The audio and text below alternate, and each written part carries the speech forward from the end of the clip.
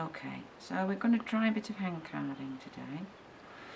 First of all, to pull your locks out of your fleece, try and keep them all intact as locks. Okay, so get the fleece, keep it back against your lap and look for tips. Get hold of a tip or two and pull sharply so that they come out clean.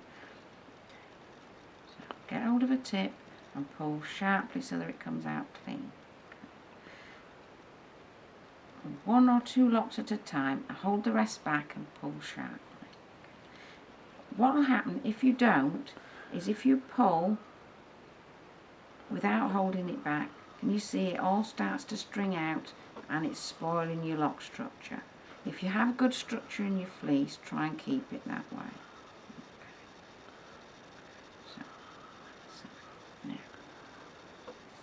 So to load the carder, what we need to do is to look at the individual locks and make sure that there's no vegetable matter or any shortcuts. Shortcuts are more likely going to be at the butt end. So just open that out, make sure you do the teasing out away from the carder. You don't want to drop all the bits of VM and stuff into the teeth. Okay, so tease the locks open slightly and lay them on the carder. Probably around 3/4 of an inch to an inch down from the back. That will depend a little bit on the length of your fleece. Flat of your hand on top, take hold of the tip and pull down and out. Okay. So tease the locks open slightly. Make sure there aren't any vegetable bits or second cuts. Lay the lock on the carder, flat of your hand, and pull out and down to get it nicely attached. Okay, these are quite bulky locks, so we're only going to need a few.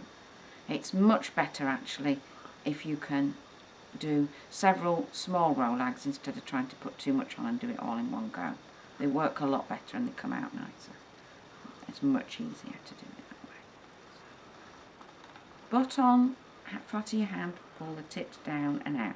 Okay.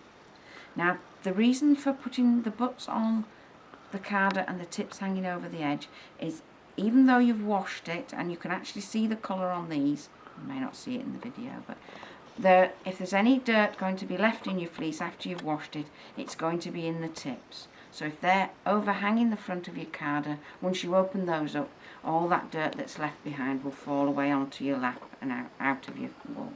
Okay, so right, we're ready to start carding now. So for the stationary carder, you want to lay the handle in the palm of your hand, fingers upwards, and curl 3 or 4 fingers around it and try and keep them flat out of the way of the teeth when you start to work. Okay, this carder needs to be stationary on your lap. Okay, if you can cross your knees, the best way is to cross your leg like that and put the carder on the top knee there with plenty of space to work into. If you have a bad back like I have and you can't cross your legs for very long, then what you do is you put this foot down on tiptoe or maybe on a small stool, and then you lay this leg out of the way so that you've got plenty of room there and you're not going to catch your cloth all the time. Okay, right, so the top carder, the working carder, rather than left and right, we'll refer to them as stationary on your knee and working carder in the other hand. Then you can card whichever way you want to. So the working carder, again, you want to lay the handle in your palm and wrap 3 fingers firmly around it. Good tight grip. And then you want to splay your finger and thumb on the back. This means that it's going to keep your wrist nice and sturdy and you'll be able to card quite a while without hurting your wrist. Okay, so to start off, what we want to do is we want to take the first few rows of teeth on this carder and we're going to just card whatever's overhanging. So just 1 or 2 short strokes just to open that fibre out, and then all the bits are going to drop away onto your knee. Now with the carder and all the teeth parallel, just work your way slightly further up and pull away, and then slightly further up and pull away. And when you're pulling away, make sure that you do break those fibres and you don't come around for your next pass with the fibres still attached, as they're just going to curl up and make knots. Okay, so make sure you completely break the fibres. Okay, and then work your way up, and you probably want 5 or 6 passes. And then the very last pass should be with only about 1 inch of the teeth overlapping on each carder. So come right down the whole way across. Okay, and we're looking for a nice even spread of fibres on both cards. Okay, now these fibres now are nicely opened and fluffy, but where we loaded them, they're still quite compacted. So we're going to now turn those fibres over and get at the other side. So the top carder, the working carder, wants to teeth face you and take the stationary carder up to the back. Make sure that these fibres, loose fibres at the front edge, are actually on the teeth. Don't have them overlapping the back. So onto the teeth, make a T shape, it's upside down there at the moment, and then swing your handles in slightly to make it into a V, and push down with one and up with the other, and the fibres are all transferred over. Okay, put the stationary carder back onto your knee, turn the working carder back over the original position and start at the front edge, just a few strokes on the fibre, a couple of strokes with anything that's overlapping, and now work your way up. Okay. Now I should mention here that yes, you need to keep the teeth just gliding over each other. If your carders are flat, you need to be parallel at all times so that all the teeth are in contact. If you have curved carders and mine are slightly curved, you're probably going to notice that as I get further back, I'm going to be angling the heel of the carder near the handle down so that those teeth are in contact, and as I pass back I rock the carder ever so slightly so that then the front teeth pass as well. Okay, so all the way up. 5 or 6 passes is usually plenty, and you transfer some of the fibre over. Okay, now most fibres are okay with 3 passes, so you want to do one more. So turn this one over so that all the teeth are facing you. Take the working carder this time up to the back of the stationary carder. Make sure those fibres are onto the teeth, into a T, handles in to form a V, and then down with one and up with the other. Transfer the fibres over again. Right, one last pass. Carder's in the same position again. Just gently work on the fibres overhanging the front, and now work your way gradually up the carder.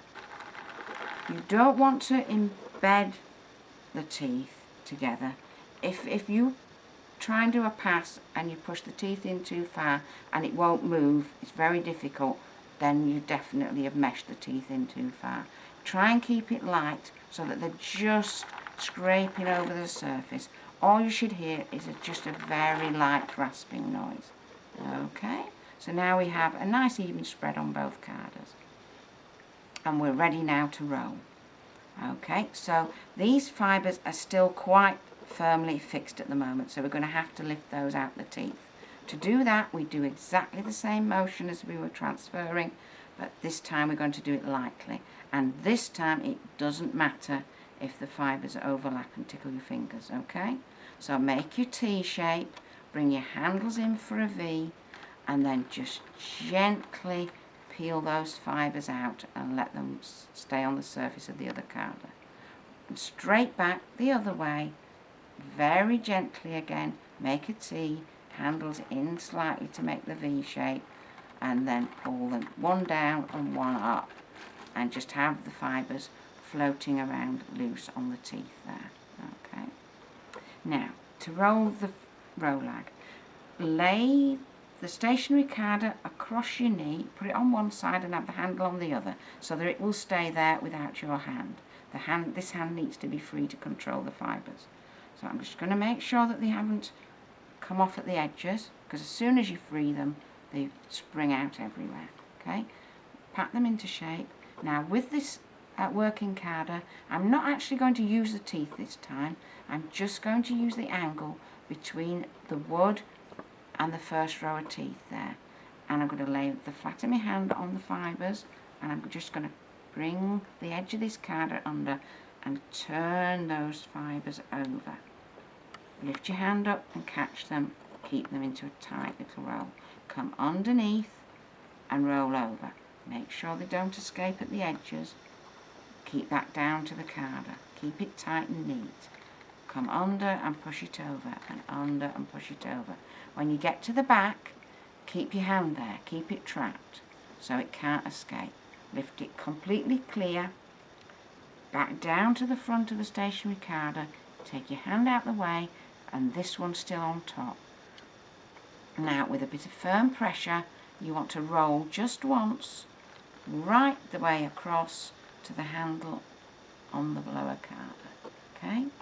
And then when you take that away, you'll have a nice, firm, compact, even rolag, okay? And if you hold that to the light, there shouldn't be any thick spots or ridges.